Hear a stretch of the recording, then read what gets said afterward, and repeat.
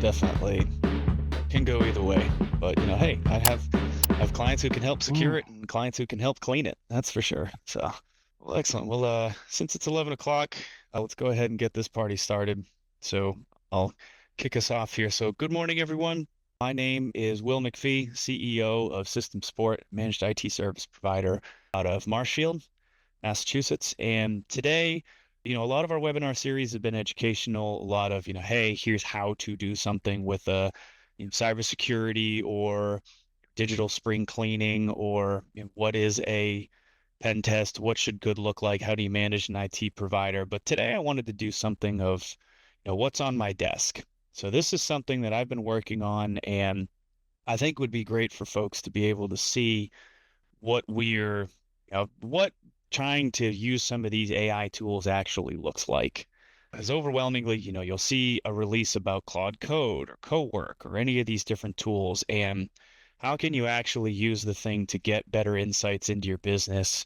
How do you actually use this thing rather than the classic chat GPT of, upload a document, do this, do that for me? How do you get something that starts to really move the needle a little bit more? And this is what I would call AI 3.0. Hasn't really, not really an industry term, but the first AIs were some of the basic better search engine, or you upload something to your chat GPT, it you know gives you some improvements on it or answers your questions. Hey, give me a week worth of recipes that you can cook in 30 minutes and are gluten free and dairy free. And then 2.0 is the, hey, now I have something with a little more. Here's a bunch of reference documents. I need you to answer these reference documents. 3.0 is where things really start to take off and empower folks that don't necessarily need a ton of technical capability, but can start to get you answers in your business very quickly. So for what's on my desk, the buried treasure in your business, how AI is turning this operational data into fast usable KPI dashboards. And KPI dashboards, I think, are a fantastic starting point, and here's why. So the elephant in the data center is that chances are everyone on this call has some form of a system of record that is a stable, known, great platform. You've got QuickBooks, you've got a CRM like HubSpot or Salesforce or something that, it's cloud hosted data, it's structured in a very specific way, it has APIs, which means you can pull data out of it. And you wouldn't necessarily want to start trying to swap some of these core tools, but maybe you're looking at the CRM and you're trying to get better information on, how are things running? What are we doing here? How can I get XYZ?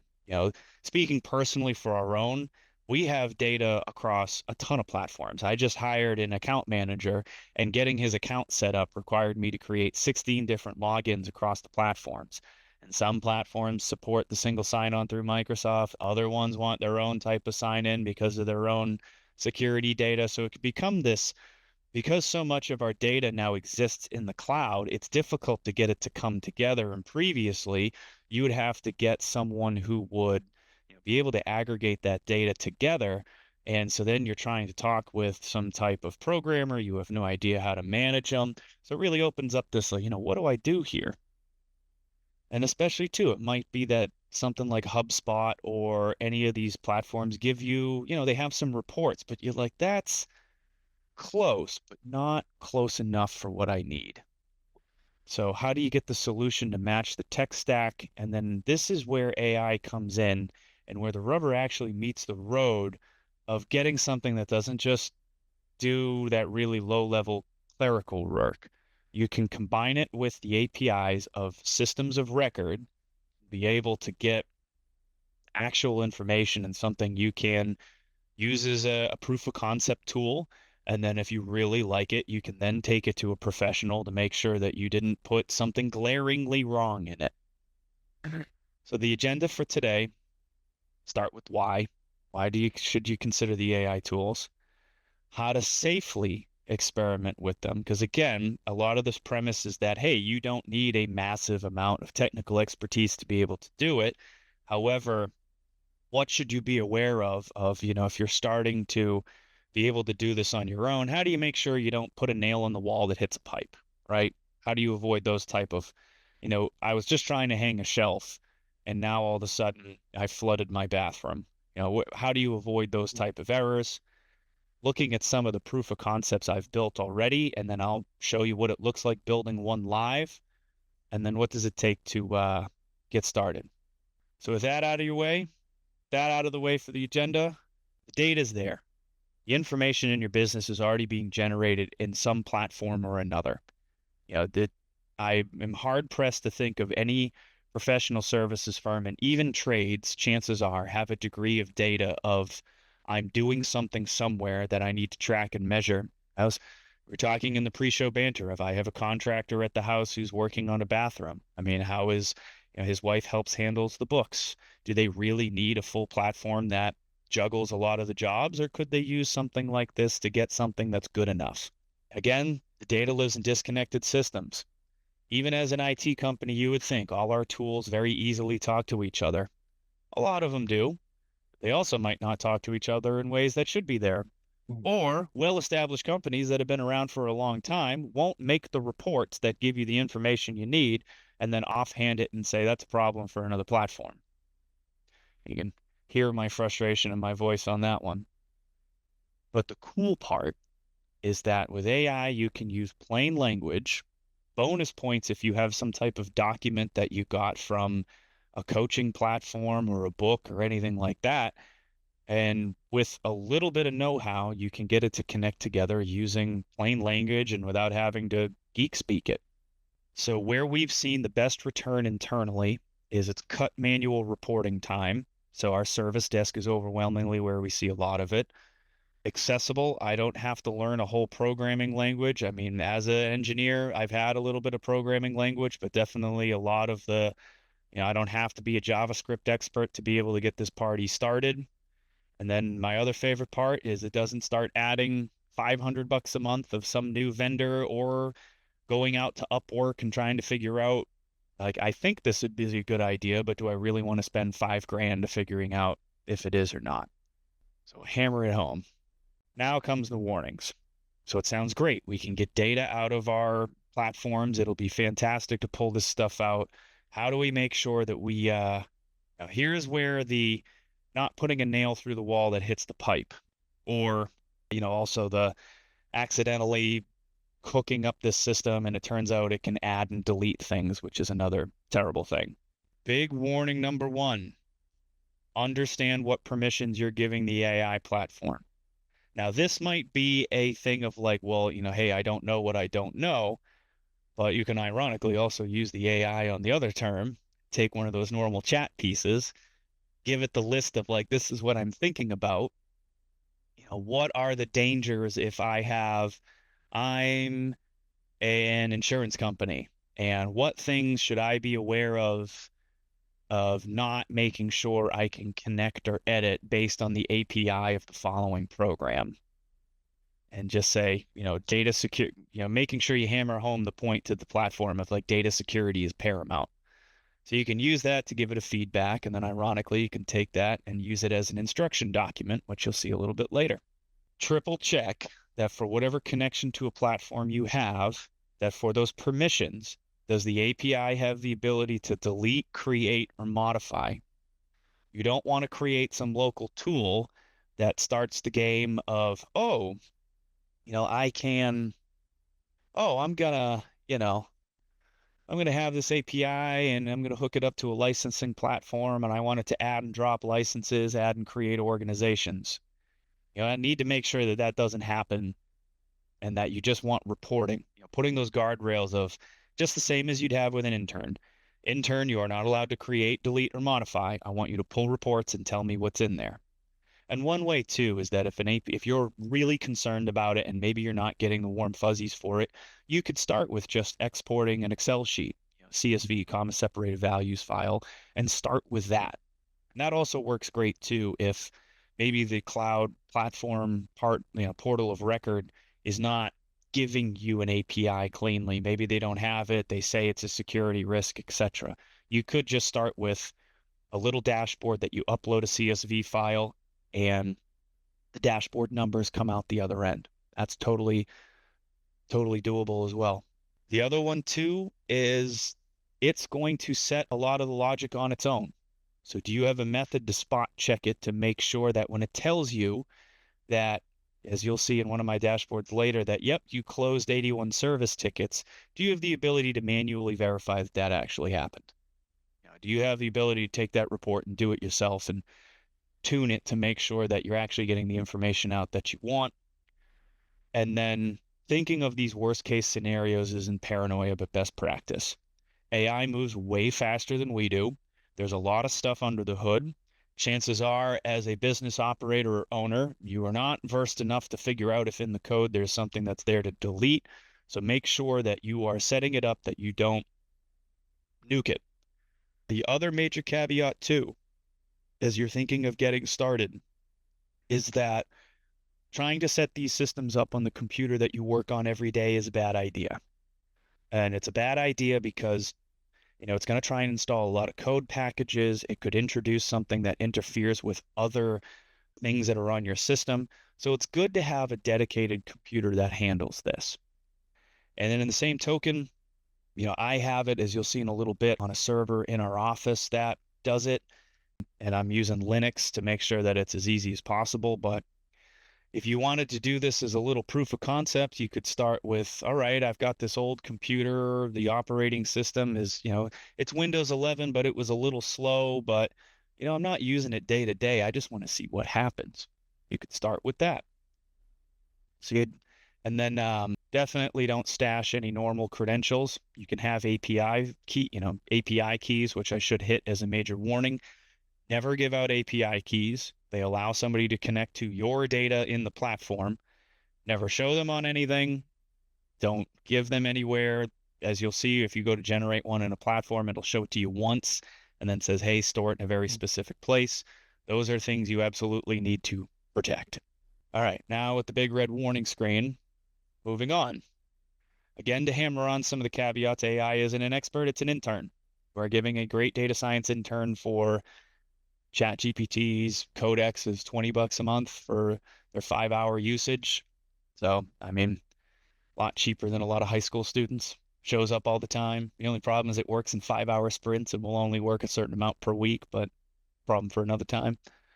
And small errors can compound quickly. This is the butterfly effect. So if your BS detector is off of saying like, that number doesn't smell right, that can compound quickly. So again, it's an intern. Make sure you're checking its work. And then also too, if your original data, garbage in, garbage out. Whatever you feed the monster is whatever you're going to get out. So what you need, a data inventory, some type of company system of record, or customer relationship manager, CRM, accounting, ticketing, spreadsheets. Where does it live? What format is it in?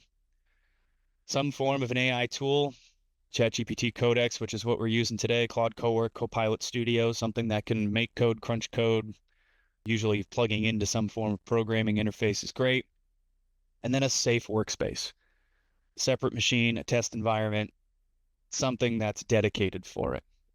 So, all right, let's go ahead and build. So the first I'll show with is a little bit of a final product before I jump into some of the, before I tempt the demo gods a little bit too much of, hey, what do these things kind of look like? So one that I've built here, and you'll notice that it's an IP address that's just here local in the office. I've got it on a separate network to make sure in the words of Ghostbusters, the streams don't cross. But one of the things I was disappointed with for my ticketing system is it wasn't giving me great key performance indicators of how is the desk doing. And they would have some of this information in different places of how specific clients were, how fast were we responding to things, but overwhelmingly it was not doing a great job of telling me in one dashboard how it was doing. And then I would ask the vendor and I wouldn't get an answer and it was a pain. So what you see here was built with ChatGPT Codex using an API to our ticketing system and presents some pretty decent data. Tells me that we closed the same number of tickets that we opened last week. Looks like only 53% of them last week we closed with one entry. So, all right, we want that at 70%, but we're getting there. Last week had a couple fun ones, so can see why we're batting low. Total open service tickets. Here's a great example of a BS detector. I can check that right now on the ticketing system on a screen on my left, and I know that it's counting 20 tickets that aren't there. So that lets me know that there's a BS indicator there that I need to check on. Further proof that this is not a perfect system. Tickets by source, 39% are phone calls. So, hey, all right, tickets that are coming in, still getting a lot more phone calls than we have the emailed in tickets. And that's more there to let me know, like, hey, maybe the techs are getting a little stressed about, you know, phone call urgent things. We're at just over a half an hour per ticket. So we want that half hour per ticket, just over it. Response time has been a little slow via email. We're getting to things within 2 hours. So have to bug the guys about having to do that faster as well. Tickets aren't staying open more than a year. Oh, a year, Jesus. A week. 5 business days. Wow. No, tickets don't stay open a year. Oh my goodness. I mean, like scheduled ones of like, hey, do something in January, but that's a horse of a different color. And then here's another great one of like staff utilization rate. Like there's no way that the all hours is 600%. Yeah, there's no way that all of them are working 240 hours a week. So something's off there. But there's enough information here that gives me some decent immediate information of, hey, how are we doing? And it started with an API connection and pinging it back and forth to say, hey, how are we doing? So let's go ahead and I'm actually going to build one for a my Microsoft 365 licenses. This was something that was I've been wanting to do, and I wanted to make sure I saved it for this so that we could do it in real time to show the steps that I take. Little bit of studio magic of some stuff is set up ahead of time, but I don't think you guys want to watch me reboot a Linux machine 4 times. Didn't think that was on anybody's agenda today, but wanted to start with something that, trying to wrangle Microsoft 365 licenses. There's a lot of clients. There's a lot of licenses expiring, trying to stay on top of it. The portal, which is SureWeb, which is the reseller that I use, they're all over the place. They have reports, but it doesn't give me good information. One dashboard for me to be able to say, this person's renewal's coming up, this person has spare licenses, this person didn't get billed for the right amount of licenses, etc. So I wrote this document up, I need better information on renewals. Here's their API portal. Review the API to track mismatch co-terminations. Hey, does one client's license for a client, does one license end in April and another ends in January?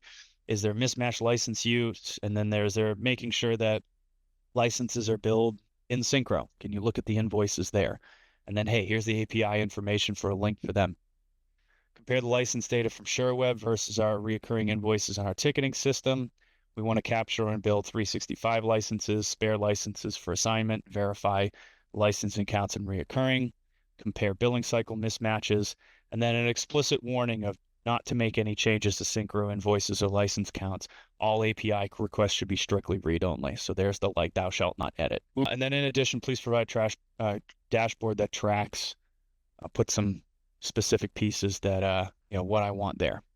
So coming over to my Linux machine, as I'll wake him up, remote it onto a server that's over in the office. And this thing is, it hosts that same dashboard that I put up there. So really this could just be a box. I'm using virtual machines. I'm using Linux so that I can getting around a lot of the licensing things because Linux is open source. And on this Linux box, I have installed Visual Studio Code, which is a Microsoft product for being able to code. It's free, comes through the App Store, really easy to set up. I installed an extension for Codex. So part of my ChatGPT Pro subscription is a login to Codex. And so I installed that. And I have uploaded the API information and the instruction document that you see. I had emailed it to myself and put it in the downloads folder and attached it. And then as I'm looking at it, as you'll see, it's pretty slow as it moves across, but that's just because really pushing the server's resources. I'm leaving it at the normal ChatGPT 5.4. But one thing I'm going to do is for reasoning effort, I'm going to bump this up to high. So one thing is hey, like AI, you can use a little bit more oomph here. You can do the highest, but I found that high usually does as much as possible. So before I fire off the prompt, the other thing I'm going to do is coming over here, there are two changes I'm going to make. So I'm going to hit this plus button that's in the bottom left-hand corner, and I'm going to hit plan mode. So the cool part for plan mode is that before it starts creating anything, it's going to put together the plan of, all right, here's how I should build this. I should use this. I should use that. I should make this decision here. I should make that decision there. And they go through it that way. And then something to save myself a little bit of time. And because this machine is dedicated to just this program, I can change the permissions to full access. Now, what this means, and it's going to give you a warning, means it can edit files in the computer, run commands with the network without my approval, and to exercise caution. So this machine was spun up purely for the purpose of this, and it only has the information on this machine that I have given it, which is that document that I showed you, and then the API keys, which I will not put on a recorded webinar for people to see. Again, those API keys are highly sensitive. So now that I've got the reasoning is set to high, the thing can make as much changes as it wants, and it's in plan mode, I can then type the prompt of, please create a dashboard based on, of course, it's going to the attached Sure Web instructions document.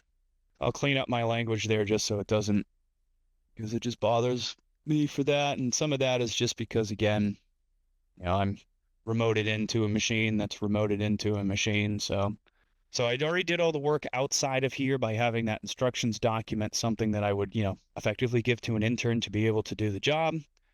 And I've given it plain language of saying, hey, please create the dashboard. I hit enter, and I have tempted the demo god, so apparently I need to add a project. So, of course, I have decided to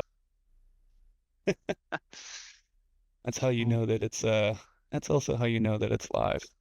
Well, here's a great example. Let's say that we are starting from dead basics, and it's somebody in the audience for how would I do this?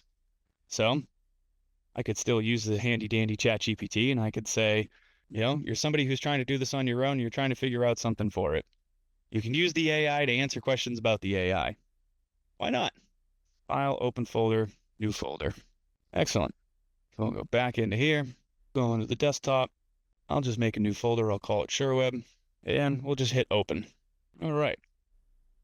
So that's gone ahead and made a new, we're going to say yes, trust the authors of the files in this folder because I just created it. And, well, you'll be able to get to see me have to set up the Codex chat again. So over here on the left, there's a little ChatGPT, the OpenAI Codex sidebar. So that'll open the Codex portion again. It's still set to high. It's still set to full access, but now you have to tediously watch me attach some things to it. But I think this is also good because then you'll see a little bit of like, all right, what does this actually look like? So again, turning on plan mode, and I'm going to go ahead and open those files and folders. So one was in my downloads folder. So I'll go ahead and hit open on that. Linux box is struggling. Should have given it a little bit more horsepower for the should have given a little more horsepower for the demo, but like I said, I tempted the demo gods and flew too close to the sun. And then that API document should be right there. Riveting stuff, I know, but hey, that's this webinar is true. Yeah, it's just demonstrating that these are not magic. Yeah, and that, hey, this is what it actually looks like.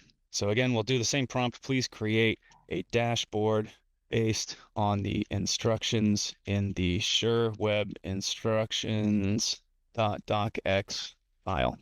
Now I hit enter. It looks like it's created a task. So you can see that it took it. It's now thinking. And because it's in plan mode, it should come up with, it's going to inspect it, pull the text out of it, plus the API notes to ground the plan. So it's going to give you these, so as you can see, it's already putting through a little bit of what steps it's going through. So it's determined that it has a blank canvas. This isn't something new. It has determined that the instructions are business specific. It's reading through those websites to see what information it should pull. So I didn't have to export those websites. It already found the GitHub repository for SureWeb. Now I did not give it the Synchro ones because I didn't want it to pull too much sensitive information on this.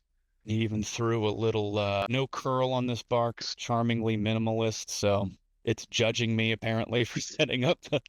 But as you can see, it is performing a ton of information to be able to plan and see what it needs to do to be able to build this dashboard.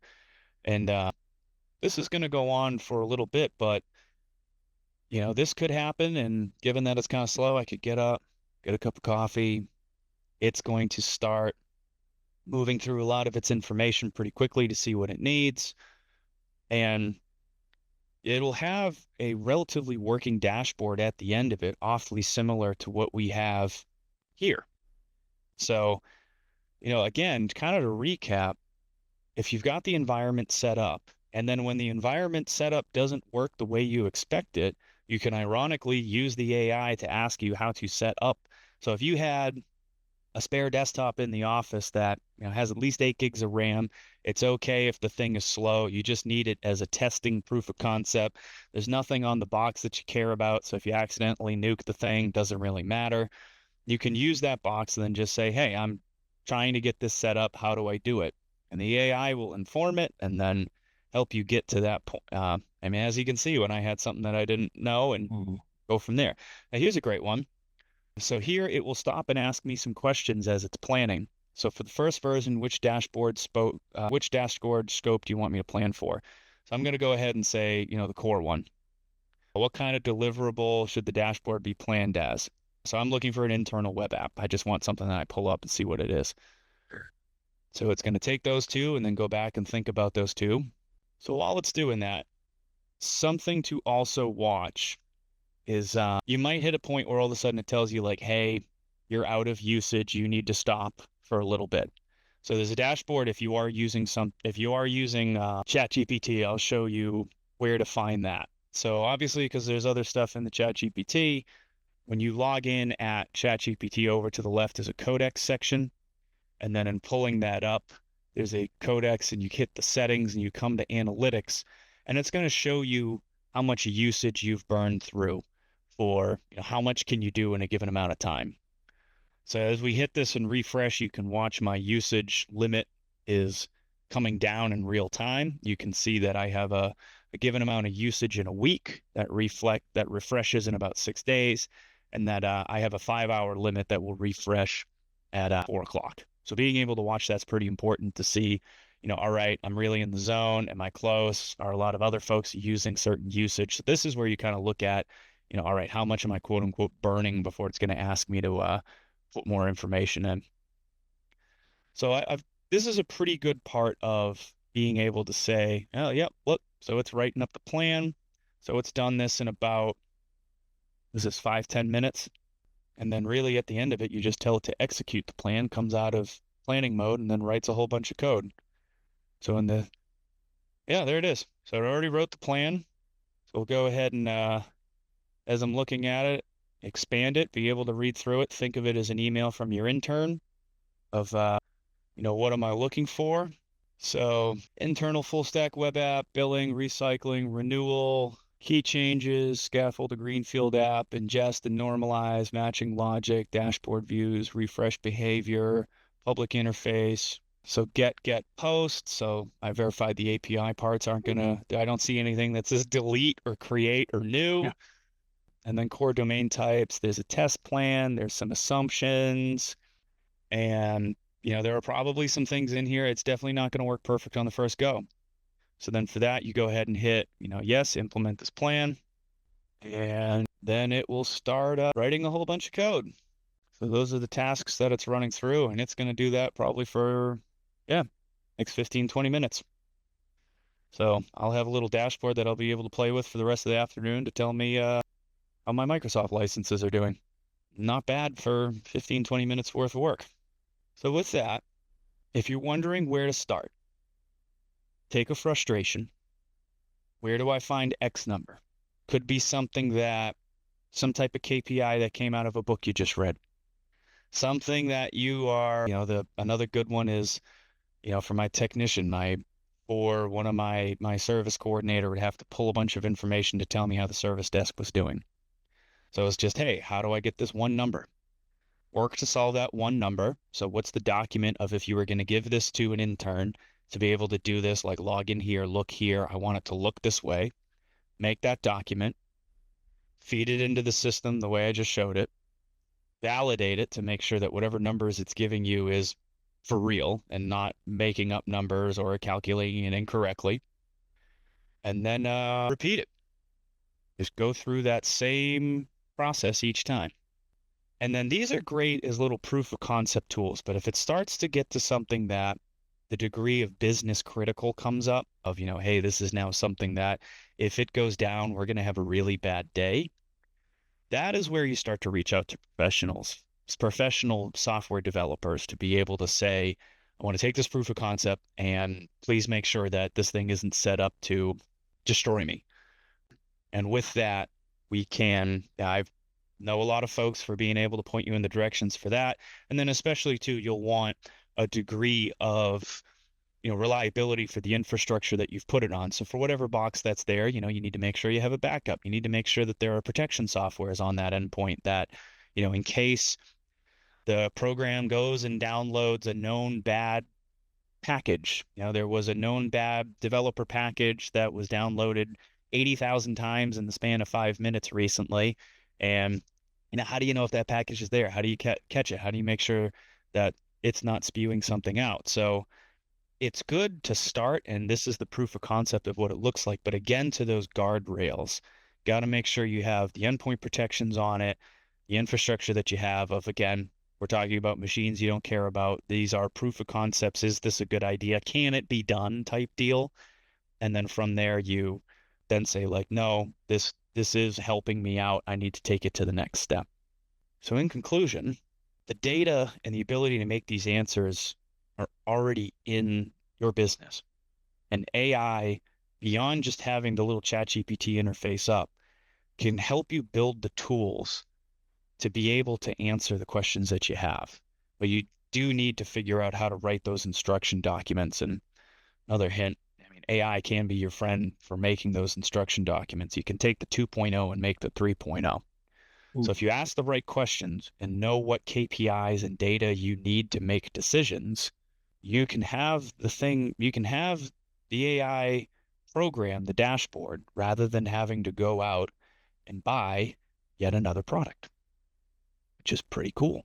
AI makes it all easier to connect, act, and coordinate that data. I know that service dashboard was huge for while I was away on travel a couple weeks ago, being able to see how are they doing right now and going, wow, that's a lot of open service tickets. But then also seeing, wow, they're closing a lot. So didn't have to fear it. But again, moving fast introduces risk because things can be created, connected to before you realize it's a problem.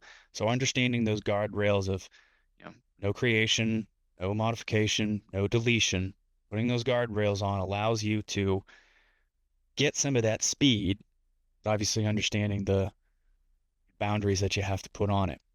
So that's about it. Are there any questions as I'll leave this up just to see, what's it building? I mean, we could look over to the left that we can already see that, it's building a couple agents here and there. It looks like it's already doing a few things. It's already wrote a couple different files. It's giving its own instructions file in the agents.md. So any questions that folks have about how to set this up, anything like that? I will say too, for that getting started part, starting with build me a dashboard that gives me this data from a CSV file is a great starting layer, especially if maybe a platform doesn't have an API, maybe you're worried about an API.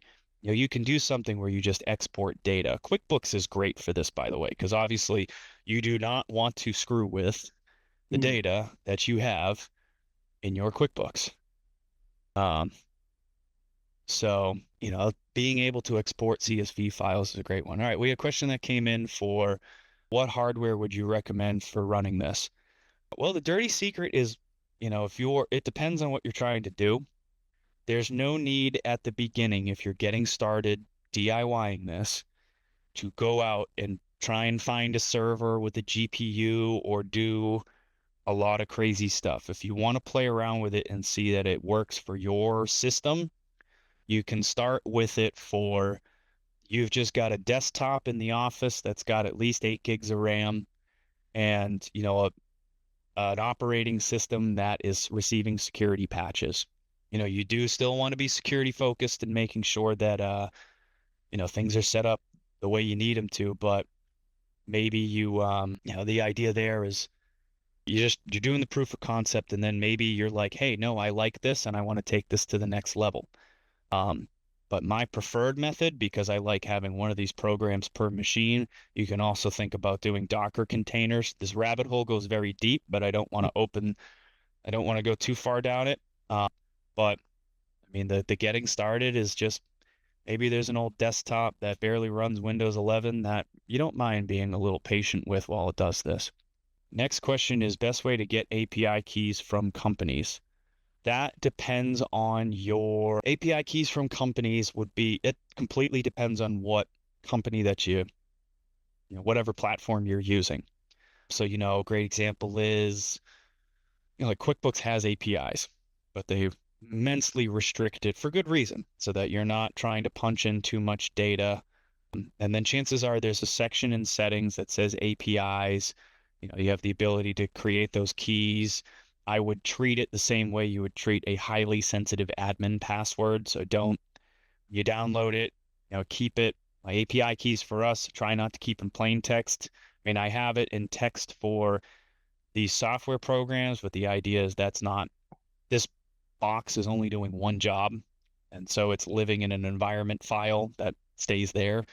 But, obviously when I'm pulling it out, I'm keeping it in our documentation system with all the auditing and the SOC 2 compliance and all that fun stuff. But usually it's in the setting pages of whatever softwares you're using. And then again, there's usually a developer page that'll tell you it. You can also Google it, usually like HubSpot API. I mean, that's a great one of, if I just Google HubSpot API, I could have asked the ChatGPT for that as well.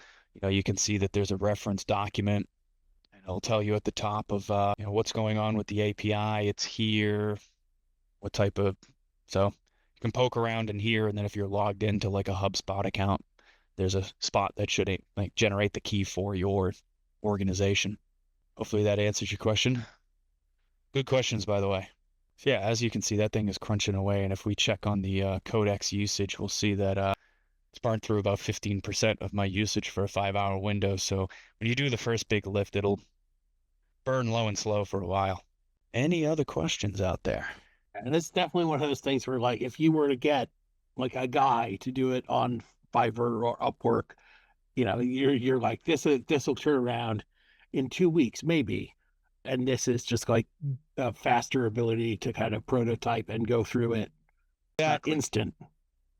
Correct. And I mean, a great example is like I'll pick on our firewall vendor. So, for example, SonicWall, we use a lot of SonicWalls, and SonicWall has a web thing. And, I wanted to get the same renewal type information for these firewalls, get something a little better than the emails that SonicWall will send at random times. And it's going through, it has an API, generate the API key. I'm going through, I'm fighting it back and forth. And then all of a sudden it turns out if you want to access this specific data, you actually need a different license. And then that data is exposed. And I was like, oh, that's an expensive license for me to be able to just get some information that technically is posted on a dashboard that I could export with a CSV. So I guess I'll modify this just to upload CSV files. So like a great first stop is be surprised how well these things could work for I mean, as long as the data going into your QuickBooks is super clean, this does a great job at being able to build little dashboards to tell you like take CSV file in, give financial reports out. And I mean, you're not beholden to whatever QuickBooks decides you need for a report. I would do that, but I don't think doing internal QuickBooks financial documents on a recorded webinar is a smart move. But, you know, didn't show my API key for the SureWeb, and then most of it has just been this thing trying to crunch through its code. So, any other questions out there? Hearing none, I appreciate everybody's time today. Thank you for coming out. I hope this is worthwhile. And if you're interested too in getting started, and you're like, hey, I think this is something I want to start out with. I think I want to kind of go beyond trying to screw around with this internally. I'm more than happy to speak with you for figuring out a best way to set this up and put something together that helps put those guardrails on it, and then make sure you're getting the value out of it that you'd like. I got to see one more question on Triple then. Yeah, you're welcome. All right. Well, have a fantastic day, everybody. Thanks, everyone. And here's to hoping we get some nice spring weather. Yeah. Fingers crossed. All right. Have a good one, everybody.